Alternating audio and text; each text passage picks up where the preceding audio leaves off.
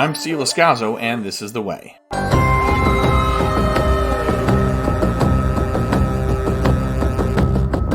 You're listening to the July 2025 This is The Way podcast Star Wars News Update. Andor's second season of television is probably my favorite of the year, and it garnered 14 Emmy nominations, including a well-deserved one, in my opinion, for Outstanding Drama Series.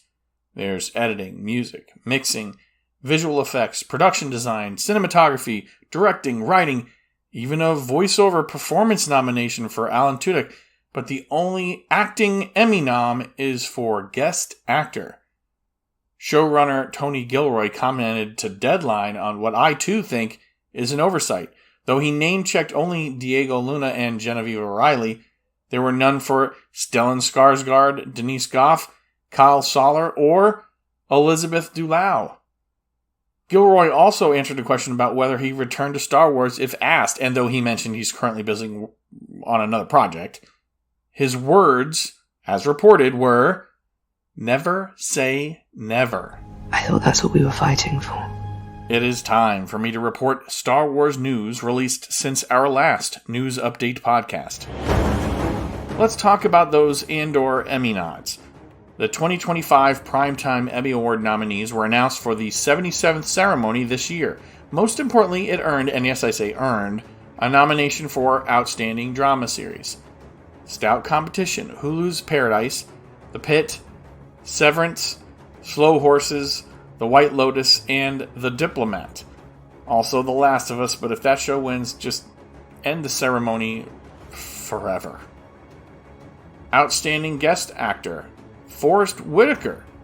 He's up against Giancarlo Esposito for The Boys, Scott Glenn on The White Lotus, Sean Hatosy for The Pit, and again, The Last of Us was total garbage from top to bottom. So sorry, Joe Pantoliano and Jeffrey Wright. Accomplished actors both, but I don't think there's any way that those two should get the award in the drama category. Outstanding Directing for Who Are You? Directed by Janusz Metz.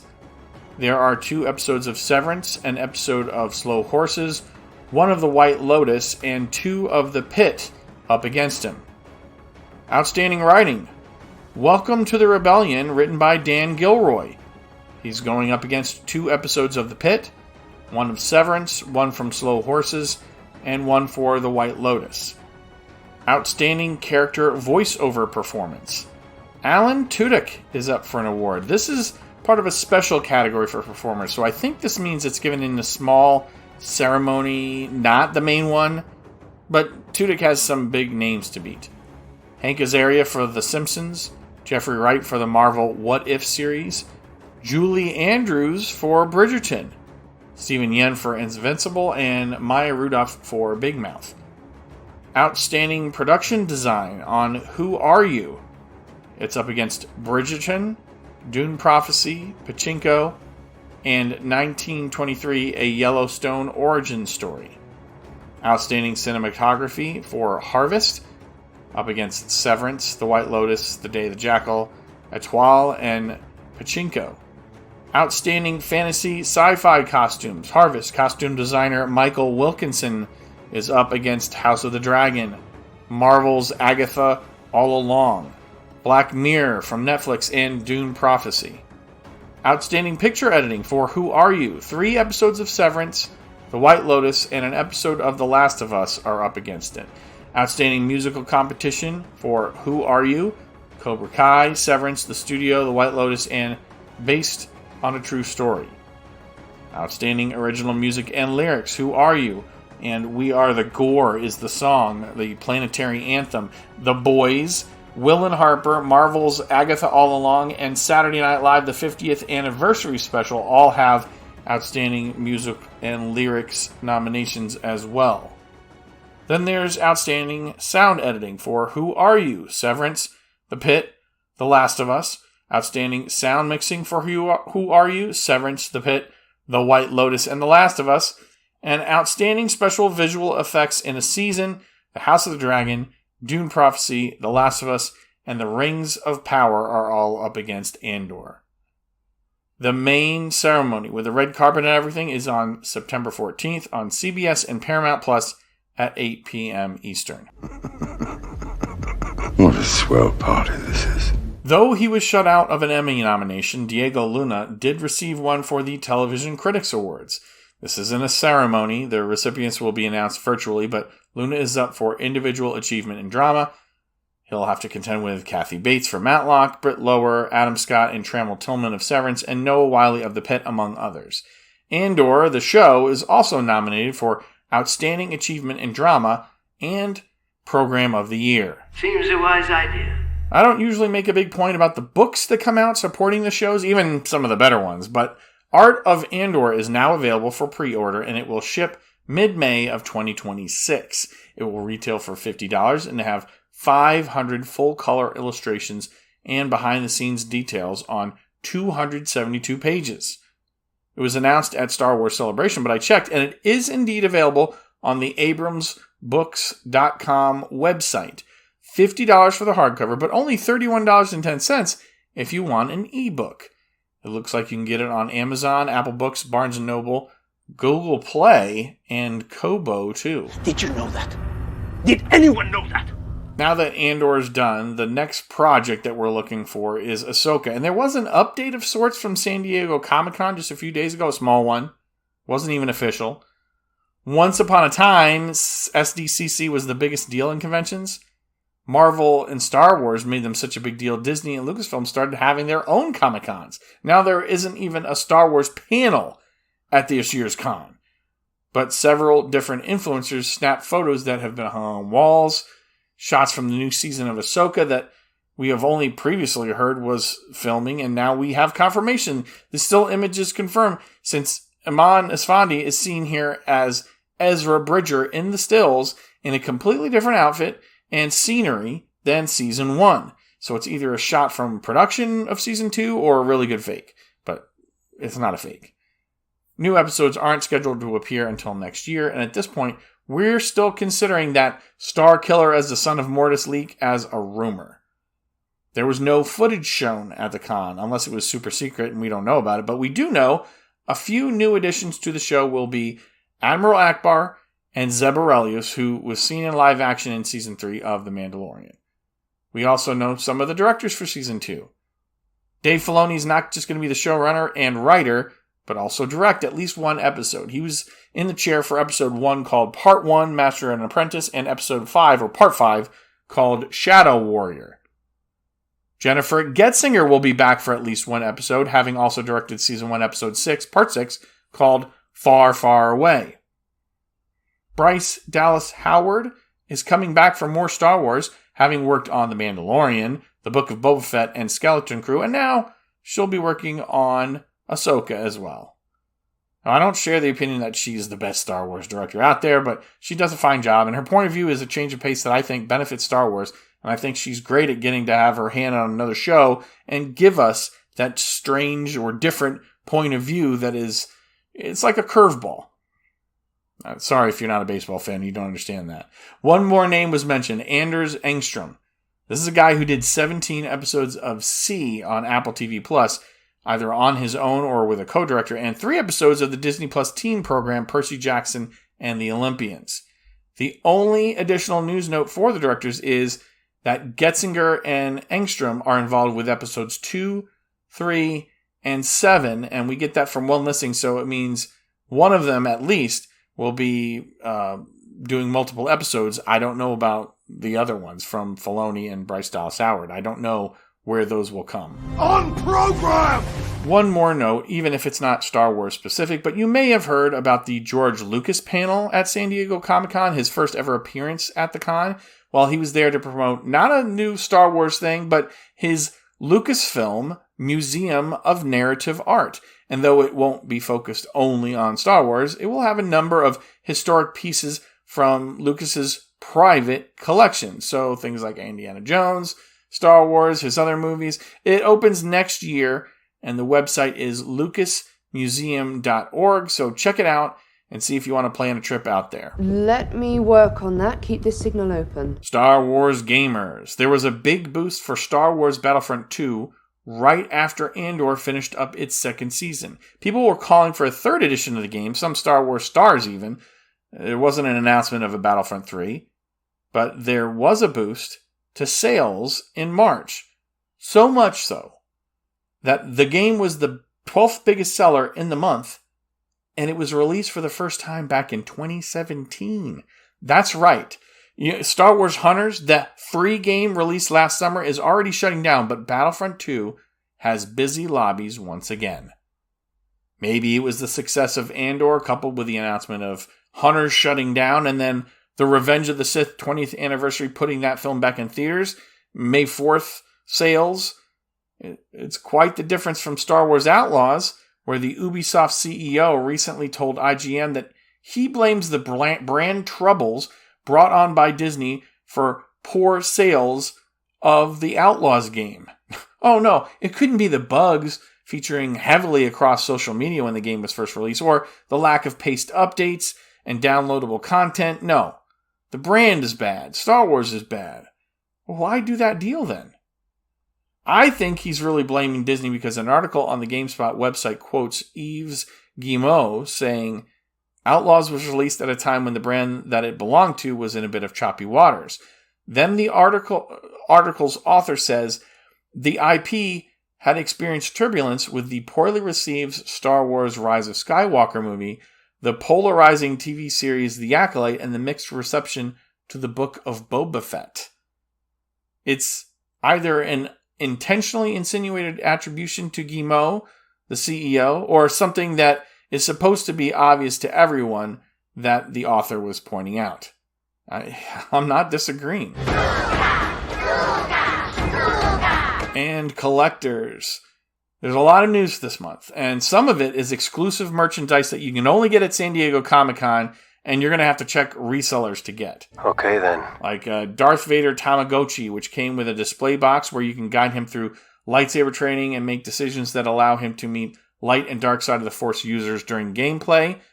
Even before SDCC, I saw some being offered on Amazon in black for $27, and the Comic-Con exclusive ones that were not yet available for $150. There was also a set available at Celebration with Grogu, R2-D2, and Vader, and that is selling in a collector's box that I guess was brought back from Japan for near $230. Very well. Beast Kingdom is selling action figures there, including new ones like a Stormtrooper, 501st Clone Trooper, and Darth Vader. The website beast-kingdom.us has Star Wars figures running from $80 to almost $200 depending on the figure. Minico from Iron Studios has a cartoonish-style Darth Vader figure with a detailed display base. There's a Star Wars Micro Galaxy Squadron multi-pack of vehicles, which has 2 TIE Fighters and Vader's TIE Advance X1 with 2 mini TIE Pilots and a mini Vader. There will be an engraving station, or there was at the con, to have your name in Aurebesh on a necklace or a bracelet that kind of looks like a dog tag. Darth Nihilus and Jawa holiday ornaments. It was a bit art enameled pin of Vader where his helmet flips open and revealed the old scarred head of Anakin on the second Death Star, but again, in 8-bit art style. And the 2025 Unlimited card game variants from Fantasy Flight Games will be available. Fig pin enamel art pins for Qui-Gon Jinn, Revan, K2SO, and a Rancor, plus mystery boxes that could contain Sith characters or a special edition Han Solo. Displate had an limited edition. Let's address the bantha in the room. A limited edition, not unlimited edition. Exactly. Limited edition metal poster for the Mandalorian and Grogu that was not available on the website before the Comic-Con, so I guess it indeed is a new offering. There's a Black Series Jango Fett in Mandalorian-style armor with jetpack, twin blasters, and removable helmet, though I don't think the head comes with it.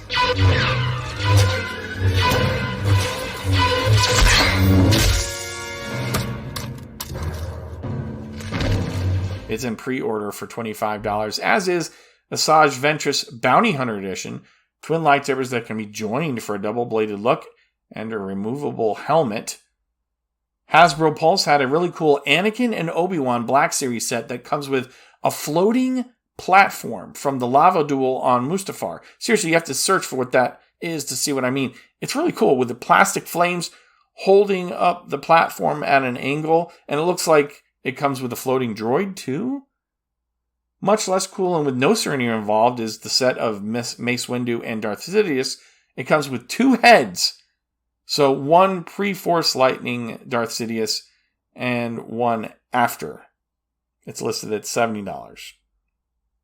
Much cooler is a Cloud City Catwalk Darth Vader and Luke Skywalker set for $70 in pre-order on the Pulse website, but it does not mention a removable hand, which that's got to be an oversight, right? If you're going to have Cloud City Catwalk Darth Vader and Luke Skywalker, you got to have a removable hand.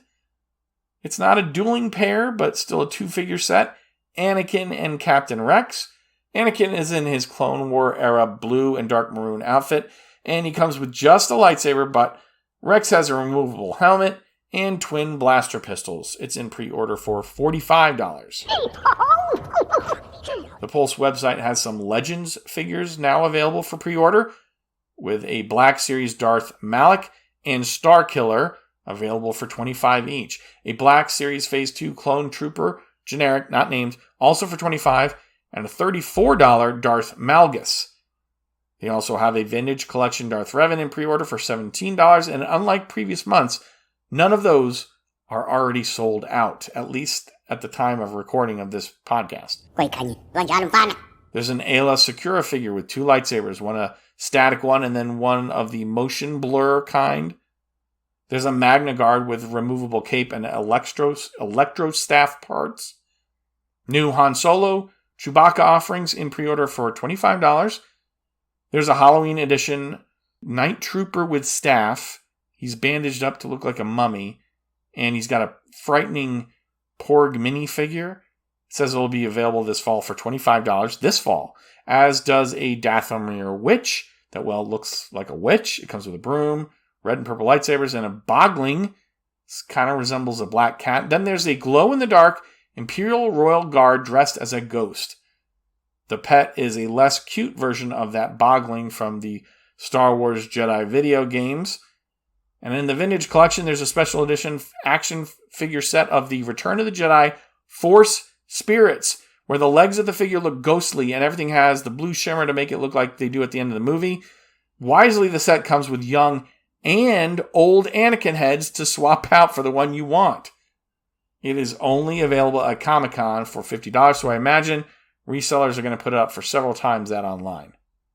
There's a new Imperial Shock Trooper in red and white with a large blaster in pre-order for $17.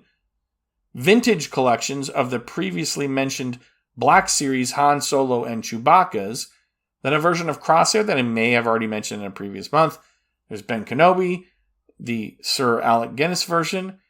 And the latest HasLab project has been announced. It's a Laat-I gunship. Laat /I gunship for $450. Just pointing it out. Now, HasLab, remember, doesn't ship if it doesn't reach a certain supporter goal, and additional tiers come if the original goal gets met. None of the 3 tiers have been met, and it's more than 5,000 backers away from the lowest goal of 8,000. The tiers add a few of the Jedi that battled at Geonosis at the dawn of the Galactic Civil War, like Coleman Trebor, Sasi Tin, and Ajin Kolar. Their names you may not recognize, but if you queue up the scene with all the Jedi drop into the arena, when they're trying to save Padme and Anakin, and then the Clone Wars, it has begun, you'll see what I mean. There's a Black Series Death Trooper electronic helmet. It's a black helmet with green chin lights for $100. Ezra Bridger's Ahsoka lightsaber, the one he built on screen in the show Ahsoka. It's got a blue blade. It comes with a stand. It can be ordered for $250. He was my master. Taught me everything I know. Finally, there was a Darth Vader replica helmet for Empire Strikes Back by Denuo Novo, but these are not the kiddie one. The ones that are like $100. I just mentioned the Death Trooper electronic helmet version for $99. Well, I checked the website. A Kylo Ren helmet costs $700. $700. Bo-Katan's was $675. The cheapest one I saw was a customizable Rebel Pilot X-Wing helmet. It is a kit, so you have to paint it yourself. But the Vader one I'm talking about was listed for pre-order at $1,000. It's a treasure for the true aficionado. $1,000. Just one more thing. Disney Parks News Time. InsideTheMagic.net and WDW News Today reported that guests walking between Toy Story Land and Galaxy's Edge noticed construction walls between the two lands. This is not on the tunnel side near the old Muppets 3D theater that is being rethemed to Monsters, Inc., and I think construction on that began this week as well. They're painted in the Galaxy's Edge style, the walls, and it's not like Andy's backyard, so it would seem like the addition, whatever it is intended to be part of that land. It's where temporary seating was placed for Andy's lunchbox before the expansion to that area was finished, but the extra seating was removed in February. So is it something that will be part of a more pronounced transition like the tunnel was? Well, probably not, because of the Toy Story theming that was already moved from that side of the path. So could it be a themed snack station or a photo op? Disney hasn't made an announcement, and the pathway's only partially blocked, so more outlandish suggestions of a third attraction are kind of laughable. While kiosk or quick service options are much more likely, but it could just be simple maintenance issues. The My Disney Experience app doesn't indicate the area is being closed off even semi-permanently, but if you're going from the bathrooms in Toy Story Land over to Galaxy's Edge or vice versa, you might notice some extra foot traffic because of the bottleneck. I think we can let him off with a warning this time. If you think I've missed something, or you disagree with me, send an email to thisisthewaypodcast@gmail.com. How else can you interact with This Is The Way Podcast? X, Facebook, Instagram, all at This Is The Way Pod. And there's also a Discord server for the podcast, though I don't use it that much because I'm not on Discord that much. But if you leave a message, it may not be a quick response, but I do check them regularly, at least monthly. So send in a message. Tell me what you think. Tell me what you want to hear about. Thank you so much for joining me for This Is The Way Podcast's July 2025 news update episode. And thanks again for being part of This Is The Way Podcast's audience. I'm your host, Steve Loscalzo, and may the Force be with you always.